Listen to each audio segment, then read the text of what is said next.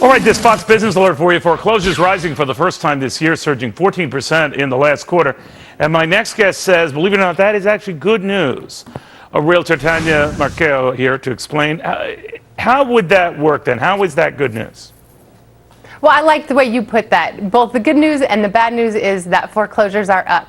I remember when we were talking back in March and people had this false sense of security because foreclosures were down, but the robo signings had not hit yet, and we haven't even talked strategic defaults.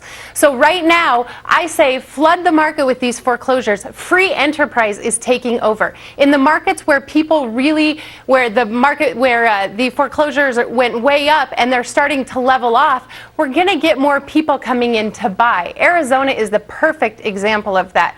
We have a ton of houses on the market, but we have a ton of buyers coming in to buy those properties and really figure out how to make money on them. You know, Tanya, what I always hate as a homeowner when I see foreclosures in my neck of the woods is it instantly decreases the value of my home, which is now sort of like a neighborhood 7-Eleven at tops at this point. So when I see a foreclosure, obviously it affects the value of all homes in and around it. And when I see lots of foreclosures, on and on it goes. And when I see this picking up steam, I see the price decline picking up steam. How could that possibly be good news?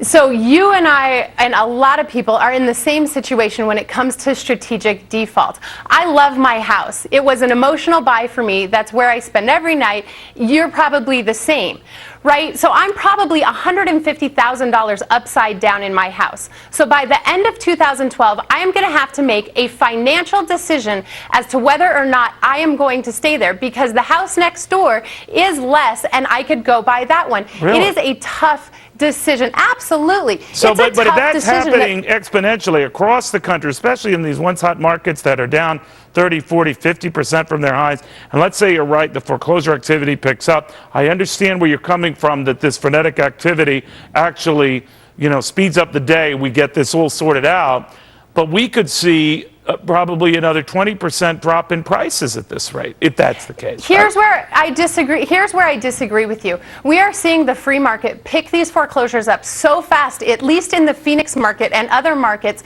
that I really believe people are coming in and doing things that the bank should have done. For example, we have a huge lease option program right now. So we're going in and we're buying these homes and we're leasing them back to people that actually want to own. We are making the best of this situation, and even though I am upside down $150,000 in my house, and I probably will stay there, I am making money on all of the other people that are foreclosing, but I am also helping them out by getting them into another house. This is really an opportunity. That makes sense, and you've been right about a lot of stuff. Tanya, always good seeing you. Thank you very much. Thank you. Well, Washington's clamping down on Wall Street when this guy, nailed for insider trading, gets the same amount of prison time as this guy, Al Capone.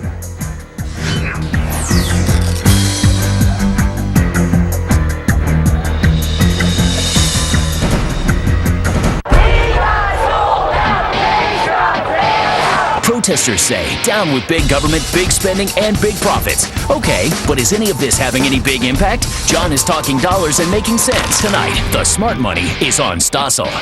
The amazing story of whether bovine heart tissue can make it from Australia to a U.S. lab to a patient in time for surgery may seem like